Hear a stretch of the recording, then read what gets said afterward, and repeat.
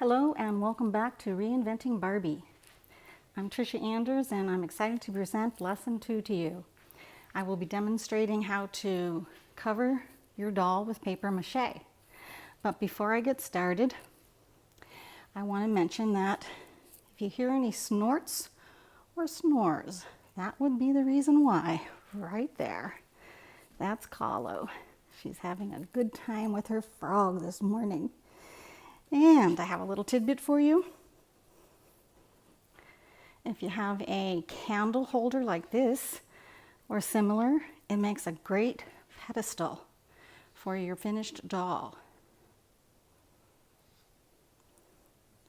Also, if you have any mantle sitters like that, she can sit there too. In addition,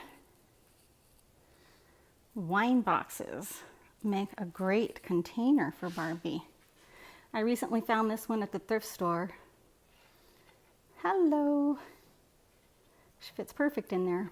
It's made out of wood. It's just a little bit dirty.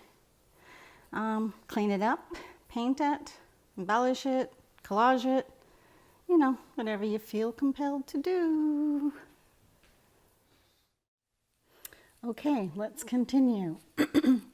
You're going to take your first doll that you'll be working on. Make sure you remove her clothes, save her clothes, give them to Goodwill or someone who might be able to use them. Cut her hair so that it looks like this. Pretty short to the scalp. And our final doll will be something like this Day of the Dead doll. It may have a different color scheme that you prefer. And get your pile of papers ready. You'll need short, small, thin papers, plenty of them. And you'll also need long, the full length of the newspaper strips, and thinnish to wrap around the head.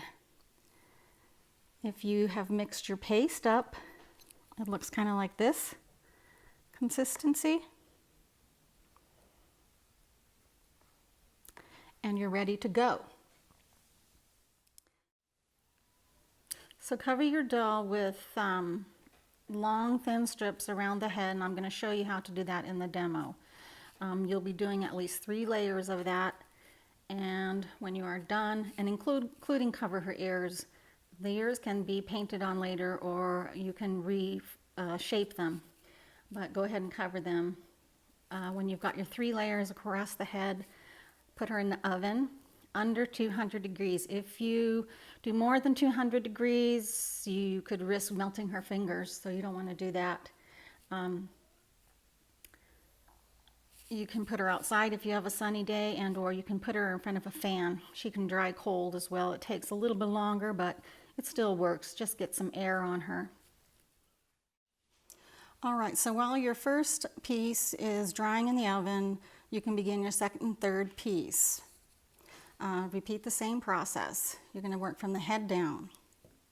It's very important that when you get to the neck area that you add your strip of paper from the neck up to the face so that it's almost like a band-aid. This is a very stressed area and it could crack or come loose while you're working on the doll. And actually it could crack later on in the process when you don't want to. Continue to the shoulders, arms, and torso. And finally, the legs last. And a little bit of my own personal philosophy here. A lot of people find this part boring or tedious, but don't think of it that way. Kind of go into Zen mode. If anything's bothering you, turn it off. Be silent and still your soul.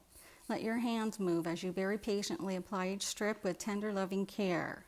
If you turn this process into a spiritual practice, you will infuse your figure with magic. Then there will be no struggle, and your love and patience will resonate in the finished piece.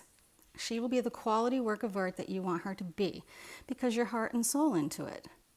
I've discovered that when I allow myself to become an art-making machine, the work loses something. There is no mojo in it. Let all your creative efforts be infused with your mojo. It will show. All right, so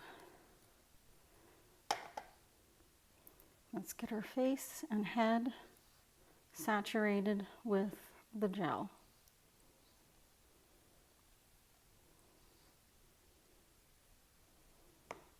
I'm going to take your long strips and wrap them around like this.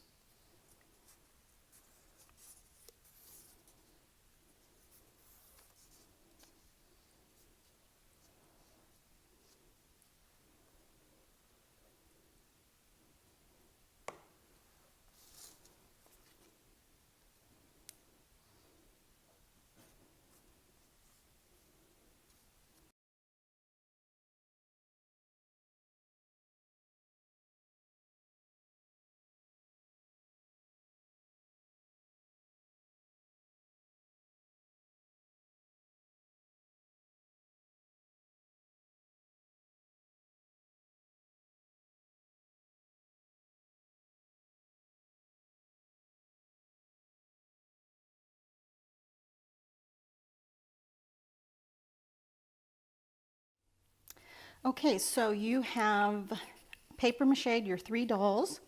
Starting from the head, you went down and covered the neck, being careful to attach your strips of paper from the neck to the face. And you went down and covered the torso, the arms, then the legs, which I haven't finished these, but I know yours are done. And what you want to do when they're completely dried, your piece should look something like that. Cover it with gesso. Use your white gesso to prime it, like that I've done on this one. When it's dried, you can sketch in some designs that you might like or not. If you're a real experienced painter, you might not need to do that. If you're a collage artist and you want to keep the newsprint, you like the newsprint as a background, get some clear gesso. This one here has been covered with clear gesso, and you can see the newsprint. The gesso helps to smooth out the rough edges and seal it. And I wanted to show you what happened yesterday when I was finishing, or going to finish this doll. I put her in the oven, as I said, under 200 degrees, but I had her hands pointing out like that, and I had her facing down. And so I guess it got more heat that way. And now she has little mitts, which don't look so great, but I think I can fix them. Maybe create some exaggerated big hands with wire. But just to say, be real careful how you position her in the oven and keep it under 200 degrees. For your second doll, get out your creative paper clay and cover her whole face and head with thin layers of the paper clay. Also, you might want to fill in some areas that are stressful, like under the arm. And oftentimes right here, you'll have a big gap. Fill in that area. Then when you have finished priming your doll to your satisfaction, get your Mod Podge or your white glue and cover, starting with her head, cover her head with a thin, even layer of the glue and sprinkle on the sand, being sure to have a little container under it so that you can reuse the sand over and over. And then continue by doing the same thing in sections. The left arm, the right arm, the torso, and the legs, all on the front side.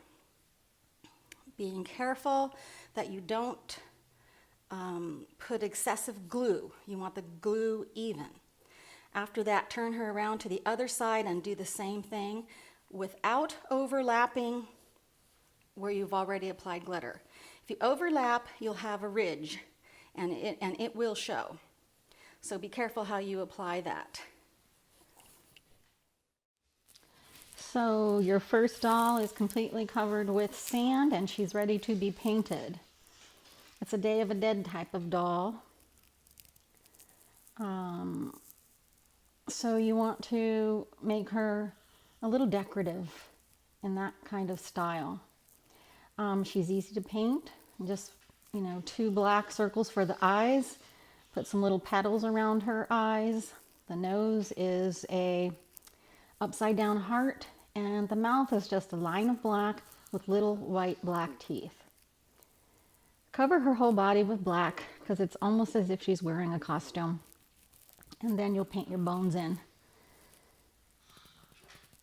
You can get as loose and free as you want or as tight as you want. Maybe you want 10 ribs, put 10 ribs. Maybe you want to paint a little heart on her chest. It depends on your experience, creativity, and imagination. Or you can follow this piece exactly. You might want to think of a different color scheme. If she's going to be standing, she'll need a doll stand. She cannot stand on her own.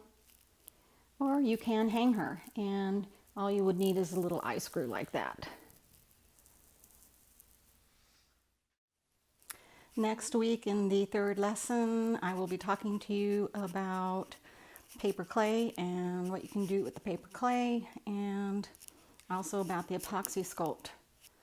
We'll be working on a doll like this one. We'll be creating little faces and dealing with the surface treatment. If you like this video, please remember to like and subscribe. And if you have any comments or questions, leave them in the description below, or come visit the Facebook group, Reinventing Barbie. Thanks, and remember, you're never too old to play with dolls.